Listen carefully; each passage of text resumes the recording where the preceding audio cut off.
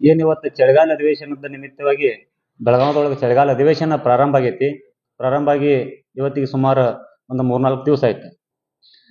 ಆದ್ರೆ ಆ ಅಧಿವೇಶನಕ್ಕೆ ನಾಳೆ ಸೋಮವಾರ 16ನೇ ತಾರೀಕಿಗೆ ನಮ್ಮ ತಾಲೂಕಿನ ಮತ್ತು ನಮ್ಮ ರಾಜ್ಯದ ಹಲವಾರು ಸಮಸ್ಯೆಗಳನ್ನು ಇಟ್ಟುಕೊಂಡ ನಮ್ಮ ರಾಜ್ಯಾಧ್ಯಕ್ಷರಾದಂತಹ ಚುನಾಪನಾ ಪೂಜಾರಿ ಅವರ ನೇತೃತ್ವದೊಳಗೆ 16ನೇ ತಾರೀಕು ದಿವಸ ಏನು ಸುವರ್ಣಸೌಧ ಮುತ್ತಿಗೆ ಕಾರ್ಯಕ್ರಮವನ್ನು ಹಮ್ಮಿಕೊಂಡಿದ್ದೀವಿ.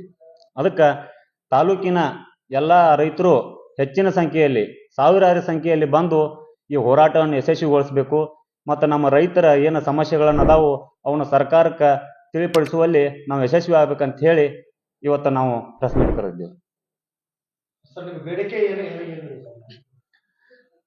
ಮೊದಲನೇ ಬೇಡಿಕೆ ಅಂತಂದ್ರೆ ಏನು, ರಾಜ್ಯ ಸರ್ಕಾರಕ್ಕೆ ನಾವು ಕಳಿಸುವಂಥ ಪ್ರತಿ ಟನ್ ಕಬ್ಬಿಗೆ ಸುಮಾರು 5,000 ರೂಪಾಯಿ 5,000 ರೂಪಾಯಿ ಅಷ್ಟು ತೆರಿಗೆ ಹಣ ಹೋಗ್ತೈತ್ರಿ. ಆ ತೆರಿಗೆ ಹಣದೊಳಗೆ ಸುಮಾರು 2,000 ರೂಪಾಯಿದಷ್ಟು ರೈತರಿಗೆ ವಾಪಸ್ ಕೊಡಬೇಕು ಮತ್ತು ಕಾರ್ಖಾನೆಯವರ 4,000 ರೂಪಾಯಿ ಪ್ರತಿ ಟನ್ನಿಗೆ ಬೆಲೆ ನಿಗದಿ ಮಾಡಿ ನಮಗೆ ಬೆಲೆ ಕೊಡ್ಬೇಕಂತ ಹೇಳಿ ಒಂದು ಮೊದಲನೇ ಬೇಡಿಕೆ. ಮತ್ತು ಎರಡನೇದಾಗಿ ನಿರಂತರ 12 ತಾಸು ತ್ರಿಪೇಸ್ ಲೈನ್ ಕೊಡಬೇಕು ಮತ್ತು ರಾತ್ರಿ ಸಿಂಗಲ್ ಫೇಸ್ ನಿರಂತರ 12 ಗಂಟೆ ಕೊಟ್ರಂದ್ರೆ ಲೈಟಿಂಗ್ ಎಲ್ಲ ಭೂಮಿ ಒಳಗಿರ್ತಕ್ಕಂಥ ಎಲ್ಲ ರೈತರಿಗೆ ಮತ್ತು ಎಲ್ಲ ರೈತ ಮಕ್ಕಳಿಗೆ ವಿದ್ಯಾಭ್ಯಾಸಕ್ಕೆ ಅನುಕೂಲ ಆಕೈತೆ ಅಂತ ಹೇಳಿ ಅದು ಎರಡನೇ ಬೇಡಿಕೆ. ಮೂರನೇದಾಗಿ ಏನು ಈ ವಕ್ಫ್ ಕಾಯ್ದೆ ಅನ್ನೋದು ಒಂದು ಜಾರಿಗೊಳಿಸ್ಯಾರು, ಈ ಕಾಯ್ದೆಯನ್ನು ಸರ್ಕಾರ ತಕ್ಷಣ ಹಿಂಪಡಿಬೇಕು ಮತ್ತು ಅದಕ್ಕೆ ತಕ್ಷಣ ಅದಕ್ಕೇನು ಸಂಬಂಧಪಟ್ಟಂಥ ಕ್ರಮಗಳನ್ನು ತಗೊಂಡು ರೈತರ ಭೂಮಿಗೆ ಯಾವುದೇ ಸಂಘ ಸಂಸ್ಥೆಗಳಾಗಲಿ ಅಥವಾ ಸರ್ಕಾರದ ಯಾವುದೇ ಒಂದು ಅಂಗಗಳಾಗಲಿ ಬರೋದನ್ನು ತಕ್ಷಣ ನಿಲ್ಲಿಸ್ಬೇಕಂತ ಹೇಳಿ ಇಟ್ಕೊಂಡಿದ್ದೀವಿ. ನಾಲ್ಕನೇ ಬೇಡಿಕೆ ಏನಂತಂದ್ರೆ, ಇಲ್ಲಿ ಸುಮಾರು 2018ರಿಂದ ಸತತ 2 ಬಾರಿ ಪ್ರವಾಹಕ್ಕೆ ಒಳಗಾಯ್ತು ನಮ್ಮ ಉತ್ತರ ಕರ್ನಾಟಕ ಒಳಗೆ ಸುಮಾರು ಭಾಗ ತಾಲೂಕುಗಳೆಲ್ಲ, ಬೆಳಗಾವಿ ಜಿಲ್ಲೆ ಒಳಗೆ 2 ಬಾರಿ ಪ್ರವಾಹ ಬಂದ್ರೆ 2 ಬಾರಿ ಬರ ಬಂತು. ಬರ ಪರಿಹಾರವೂ ನಮ್ಮ ಭಾಗದ ರೈತರು ಕೊಟ್ಟಿಲ್ಲ, ಸರ್ಕಾರಗಳು ಕೊಟ್ಟಿಲ್ಲ.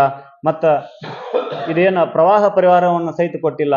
ಅದನ್ನ ತಕ್ಷಣ ಕೊಡಿಸುವಂತ ವ್ಯವಸ್ಥೆಯನ್ನ ಸರ್ಕಾರ ಮಾಡಬೇಕಂತ ಇಷ್ಟ ಬೇಡಿಕೆಗಳನ್ನು ಇಟ್ಟುಕೊಂಡ ನಾವು ನಾಳೆ 16ನೇ ತಾರೀಕಿಗೆ ಬೆಳಗಾವಿಗೆ ಸುವರ್ಣಸೌಧ ಇದರ ಹೋರಾಟಕ್ಕೆ ಹೊಂಟಿದ್ದೀವಿ. ನಮ್ಮ ಗೋಕಾಕ್ ಕ್ಷೇತ್ರದೊಳಗೆ ಅಷ್ಟೇ ಅಲ್ಲ, ಸುಮಾರು ಎಲ್ಲ ಭಾಗದೊಳಗೂ ಒಂದು 50-60% ಮಾತ್ರ ಕೊಟ್ಟಾರ ರೈತರಿಗೆ. ಇನ್ನು ಏನು ಉಳಿದಂತ 40% ರೈತರಿಗೆ ಅದು 18ರೊಳಗಿನ ಬೆಳೆ ಹಾನಿ ಸಹಿತ ಬಂದಿಲ್ಲ, ಇದು ಪ್ರವಾಹ ಪರಿಹಾರ ಬಂದಿಲ್ಲ. ಮತ್ತೆ ಇದು ಕಳೆದ ಒಂದು 4-5 ತಿಂಗಳಿಂದ ಬಂದಂತಹ ಪರಿಹಾರ ಸಹಿತ ಲೆಕ್ಕ ಅದು ಏನು ಸರಿಯಾಗಿ ಸಮೀಕ್ಷೆ ಮಾಡಿ ಅದು ಸಹಿತ ಇನ್ನ ಯಾವ ರೈತರಿಗೂ ಜಮಾ ಆಗಿಲ್ಲ. ಸರ್ಕಾರಕ್ಕೆ ಯಾವ ರೀತಿ ಆಗ್ಯದ ಅಂತಂದ್ರೆ, ಈಗ ನಾವು ನೋಡಾಕತ್ತೀವ್ರಿ ಕಲಾಪಗಳನ್ನ, ಸದನದೊಳಗೆ ಕಲಾಪ ನಡೆಯಾಕತ್ತಾವ. ಸದನದೊಳಗಿನ ಇವ್ರ ಸದ್ದು ಗದ್ದಲ ನೋಡ್ರ ಈ ಪ್ರೈಮರಿ ಸ್ಕೂಲ್ ಮಕ್ಕಳು ನೋಡಿದಂಗೆ ಆಗದತ್ತ. ಯಾಕಂತಂದ್ರೆ ಇವ್ರು ಯಾರು ಈಗಿರತಕ್ಕಂಥ ಈ ಸರ್ಕಾರಗಳು ಯಾವ ನೈತಿಕದ ಸಿದ್ಧಾಂತದ ಮೇಲೆ ಸರ್ಕಾರ ನಡ್ಸಾಕತ್ತಿಲ್ಲ.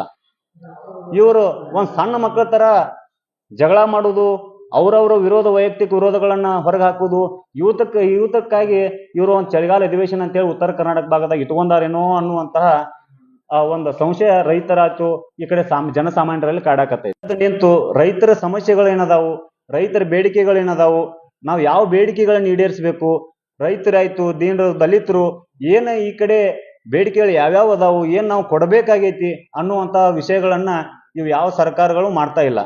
ಒಂದೇನೋ ಪ್ರವಾಸದ ರೀತಿ ಅವರ ಚಳಿಗಾಲ ಅಧಿವೇಶನಕ್ಕೆ ಬಂದು ಹೊಂಟಾರ ವಿನಃ ಇದೇನು ಇಲ್ಲಿ ಚಳಿಗಾಲ ಅವರ ಅಧಿವೇಶನ ನಡೆಸೋದ್ರಿಂದ ಇಲ್ಲಿ ರೈತರಿಗಾಗ್ಲಿ ಇಲ್ಲಿ ಜನಕ್ಕಾಗ್ಲಿ ಯಾವುದೇ ರೀತಿ ಅನುಕೂಲ ಇದುವರೆಗೂ ಆಗಿಲ್ಲ. ಇದೇ ರೀತಿ ಮುಂದೆ ಯಾಕಂತಂದ್ರೆ ಕಳೆದ ಸರ್ಕಾರಗಳಿದ್ದಾಗೂ ನಾವು ಹೇಳಿದ್ವಿ. ಇನ್ನೊಂದು ಏನಾಗಿಬಿಟ್ಟೈತ್ರಿ, ಹೇಳ್ತಾರು ಕಾಂಗ್ರೆಸ್ ಸರ್ಕಾರ ಇದ್ದಾಗ ಹೋರಾಟ ಮಾಡಿದ್ರೆ ಬಿಜೆಪಿ ಅವ್ರು ಅನ್ನೋದು, ಬಿಜೆಪಿ ಸರ್ಕಾರ ಇದ್ದಾಗ ಹೋರಾಟ ಮಾಡಿದ್ರೆ ಕಾಂಗ್ರೆಸ್ದವ್ರು ಅನ್ನೋದು. ಈ ರೈತನ ದಯವಿಟ್ಟು ಯಾವ ಸರ್ಕಾರಗಳಾಯ್ತು, ಯಾವ ಆಡಳಿತ ಪಕ್ಷ ಆಗಲಿ ವಿರೋಧ ಪಕ್ಷ ಆಗಲಿ ಎಲ್ಲಾ ಪಕ್ಷಗಳಿಗೆ ನಾವು ಕೈ ಮುಗಿದು ಕೇಳ್ಕೊಳ್ಳೋದು ಒಂದು ಏನಂತಂದ್ರೆ, ಈ ರೈತರನ್ನ ಈ ಹೋರಾಟಗಾರರನ್ನ ಯಾವ ಪಕ್ಷಕ್ಕೂ ಸೀಮಿತಗೊಳಿಸಕ್ ಹೋಗ್ಬೇಡ್ರಿ. ಇವ್ದು ಯಾವುದೇ ಪಕ್ಷದವ್ರಲ್ಲ, ಯಾವ ಪಕ್ಷ ಇದ್ರೂ ವಿರುದ್ಧ ಹೋರಾಟ ಆಗೋದನ್ನ, ಯಾವ ಸರ್ಕಾರ ಇದ್ರೂ ನಾವು ಹೋರಾಟ ಮಾಡವ್ರನ್ನ. ಒಂದ್ ವೇಳೆ ನಮ್ಮ ಬೇಡಿಕೆಗಳು ಈಡೇರದೇ ಇದ್ರ ಇನ್ನು ಮುಂದಿನ ದಿನಮಾನ ಒಳಗ ಸರ್ಕಾರಗಳಿಗೆ ತಕ್ಕ ಪಾಠ ಕಲಿಸುವಂತ ಕೆಲಸ ಕರ್ನಾಟಕ ರಾಜ್ಯ ರೈತ ಸಂಘ ಮಾಡ್ತೈತಿ. ಮತ್ತು ಮಾಡೋದ್ರ ಮುಖಾಂತರನ ನಾವು ಉತ್ತರ ಕೊಡ್ಬೇಕಾಗ್ತದೆ.